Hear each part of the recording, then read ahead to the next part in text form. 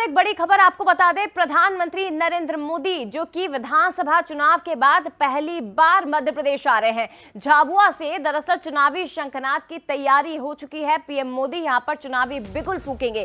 कल पीएम मोदी का झाबुआ का दौरा रहेगा। एक बार फिर से मध्य प्रदेश आएंगे प्रधानमंत्री मोदी। आदिवासी रैली को, आदिवासी सम्मेलन को संबोधित करेंगे। मुख्यमंत्री डॉक्टर मोहन यादव आज पहुंचेंगे झाबुआ। तैयारियों का जायजा लिया जाएगा। पीएम मोदी के कार्यक्रमों की तैयारियों का जायजा लेंगे। बड़ी खबर है इस वक्त की, विधानसभा चुनाव से पहले प्रधानमंत्री यहां पर लगातार ताबड़तोड़ दौरे कर रहे थे।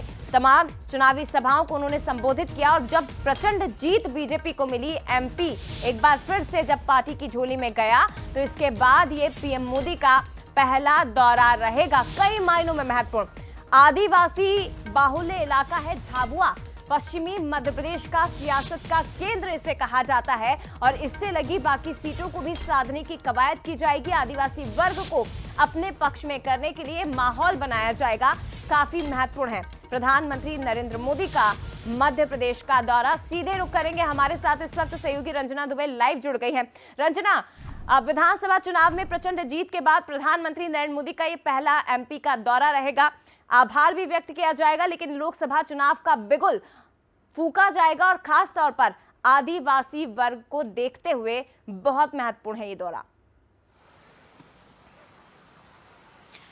जी बिल्कुल सही कहा आपने, क्योंकि लोकसभा चुनाव के लिहाज से देखा जाए तो ये प्रधानमंत्री नरेंद्र मोदी का जो दौरा है वो बेहद महत्वपूर्ण है और झाबुआ से चुनावी शंखनाद की जो शुरुआत है वो होने जा रही है, क्योंकि मध्य प्रदेश में आने वाले 2 महीनों में लोकसभा चुनाव है और चुनावी जो शंखनाद है वो झाबुआ जिले से होने जा रहा है। इसके बाद प्रदेश भर के अलग अलग जो जिले हैं वहां पर इस तरह की जो रैलियां हैं वो आपको नजर आएंगी। लेकिन रामलला की प्राण प्रतिष्ठा के बाद प्रधानमंत्री नरेंद्र मोदी आदिवासी क्षेत्र में पहुंच रहे हैं और ऐसे में लोकसभा चुनावों से पहले भारतीय जनता पार्टी का पूरा फोकस आदिवासी क्षेत्रों पर है। लेकिन जो है एक और बात का जिक्र करूं कि जैसे ही विधानसभा चुनावों में जहां पर पीएम नरेंद्र मोदी ने चुनावी रैलियां की थी, जहां से भी उन्होंने चुनाव का आगाज किया था, उसके बाद आप देखेंगे कि भारी संख्या में जो बहुमत है, जो जीत है, वो भारतीय जनता पार्टी को मिली थी। और यही वजह रही कि प्रधानमंत्री के बहुत ज्यादा दौरे मध्य प्रदेश में हुए विधानसभा चुनावों में और इसका फायदा भारतीय जनता पार्टी को इस बार देखने को मिला, क्योंकि प्रचंड जो जीत है